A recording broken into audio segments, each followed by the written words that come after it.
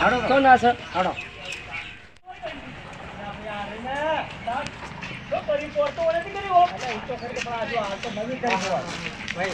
આ નવી ખોલી હતી જો નવો તો કેવાય ખુશ થઈ જાય છે તો મીઠા પાડી છે ભાઈ હા પાછું હા શેખા મજામાં કેમ સમજ તો ના લે ચમકા ડેટા હી યાર મારા કરતો આ પોસો મચો દેતા છી નહીં આ 550 આ તો